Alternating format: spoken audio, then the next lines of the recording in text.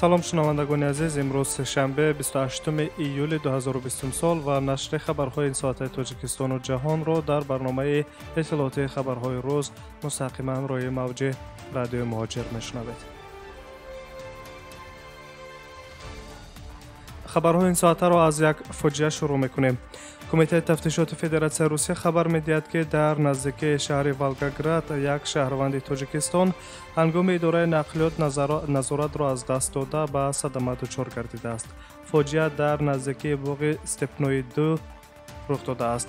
тибқи маълумоти пешакӣ, кормандони мақомоти ҳифзи ҳуқуқ нақлиёти тамғаи Ренаулт Логан, ки таҳти идораи ронандаи 28-солаи шаҳрванди ҷумҳурияи Тоҷикистон қарор дошт, ба канали обгузари Кануриро сарозир мешавад.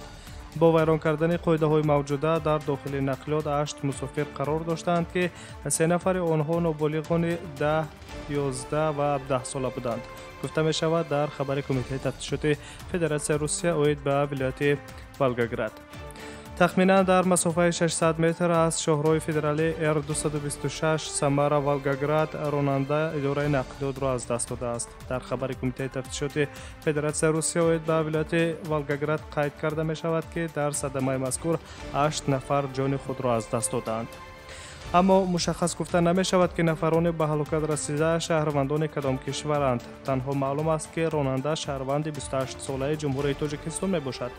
аз рӯи ҳодисаи мазкур тибқи талаботи қисми 5 моддаи 264 кодекси ҷиноятии Федератсияи Русия парвандаи ҷиноятӣ оғоз гардида, тафтишот дар ин хусус идома дорад.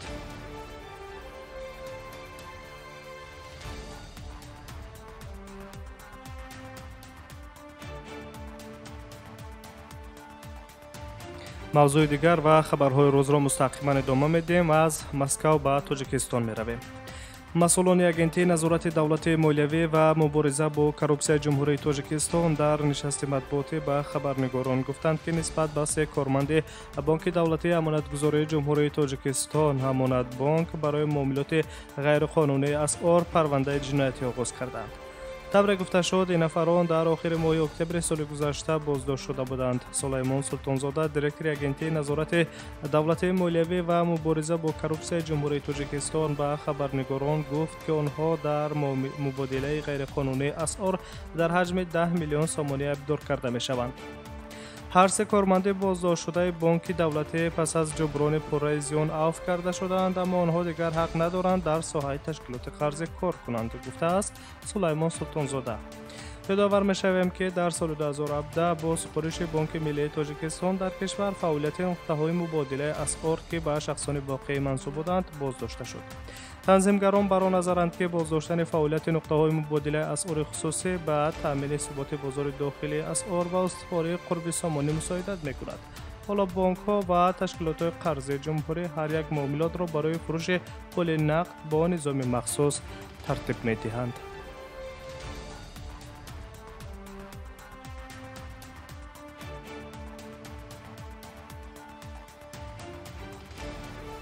дар душанбе мемонем ва аз нишастҳои матбуотии вазорату кумитаҳои ҷумҳурӣ сухан хоҳем гуфт.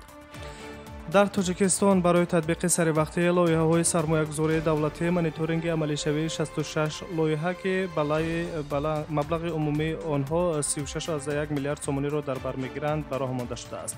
дар нишасти матбуотии Кумитаи давлатии сармоягузорӣ ва идораи амволи давлатии ҷумҳурияи Тоҷикистон қайд гардид, ки бо натиҷагирӣ аз фаъолияти Кумитаи давлатӣ ва идораи амвол дар 6 моҳи соли равон маҷмӯи лоиҳаҳои сармоягузории давлатӣ амалкунанда дар ҷумҳурияи Тоҷикистон ба ҳолати 1 июли соли 2020 бо назардошти ба анҷом расидани татбиқи якчанд лоиҳаҳо ва оғоз гардидани лоиҳаҳои нав аз 23 лоиҳаи грантӣ, 8 лоиҳаи қарзӣ ва 35 лоиҳа дар ҳам маблағгузории қарз ва грант иборат мебошанд. менависад агентии миллии иттилоотии Тоҷикистон ховар бо истинод ба масъулони Кумитаи давлатии сармоягузорӣ ва идораи амволи давлатӣ. гуфта мешавад, ки дар таркиби маҷмӯи лоиҳаҳои амалкунандаи маблағҳои қарзӣ 18,1 миллиард сомонӣ ё 50%, маблағҳои грантӣ 16,5 миллиард сомонӣ ё 45,3% саҳми ҳукумати ҷумҳурияи Тоҷикистон, 1,3 миллиард сомонӣ ё 3,6% ва дигар сарчашмаҳо, аз ҷумла саҳми корхонаҳои давлатии ҷумҳурӣ, мақомоти иҷроияи ҳокимияти давлатӣ, ҷамоаҳо ва ғайра 384,5 миллион сомонӣ ё худ 1,1%-ро ташкил медиҳад. در این دوره در دایره لایحه‌های عمل کننده 1.2 میلیارد سومانی از خود کرده شده است که در مجموع به 93% نقشه مالیوی دوره حساباتی برابر است.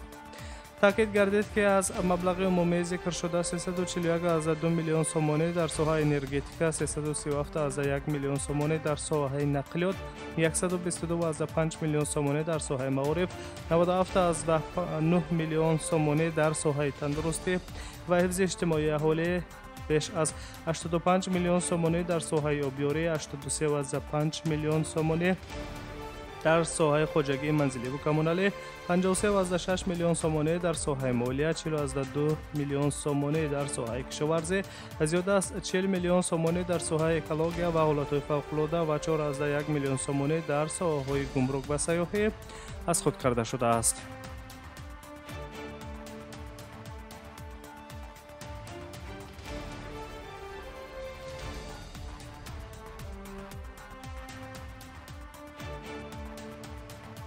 شما خبرهای مهمترین تفصیلات روز را مستقیما میشنوید و از تاجیکستان به ازبکستان همسایه میرویم. با قرار ستاد مخصوص جمهوری اوید به مبارزه با کرونا ویروس، محدودیت‌های قرنطینه در ازبکستان تا 15 آگوست سال روان تمدید کرده شدند.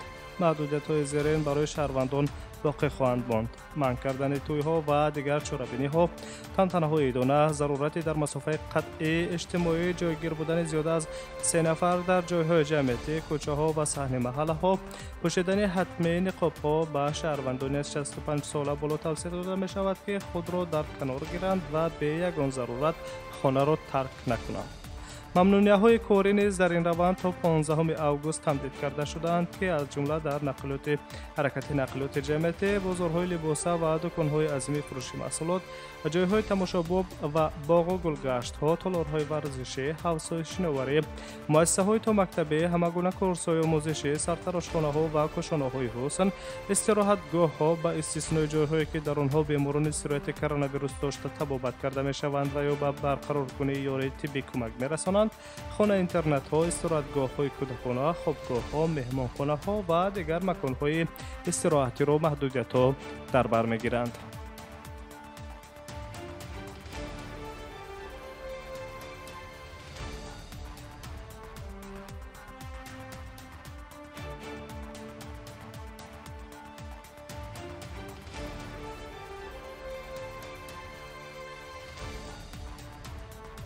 مشاور امنیت ملی کاخ سفید رابرت اوبرین با کرونا ویروس گرفتار شده است. در این خصوص بلومبرگ خبر می‌دهد. گفته می شود که در حال حاضر وضع رابرت اوبرین خوب است و در خانه کارش را فاصله‌ای اجرا می‌کند. نشانه‌های کلینیکی کرونا ویروس را در او طبیبان تشخیص نکردند. طوری که اسوسییشن پرس می‌نویسد، مشاور امنیت دونالد ترامپ شخص منصبدار بلندپایه مأموری است که در کاخ سفید به کرونا ویروس سرایت یافته است. قبلا ویروس در یک قطار کارمندان دستگاه پرزیدنت ایالات متحده آمریکا آشکار کرده شد. کاخ سفید اطمینان داده است که خطر سرایت کرونا ویروس به پرزیدنت و نایب پرزیدنت وجود ندارد. در طول تمام دوره اپیدمی، یک قطار رهبران دولت‌ها و حکومت‌ها از جمله پرزیدنت برزیلیا و رهبر حکومت فدراسیون روسیه به سرایت کرونا ویروس گرفتار شدند. همه این نفران والا مقام شفا یافتند. در بین آنها نشانه‌های شدید در حالت وزنی در سروزیر بریتانیای کبیر بوریس جانسون دیده شده بود که چند روز را در شعبه احیاگری سپری کرده بود.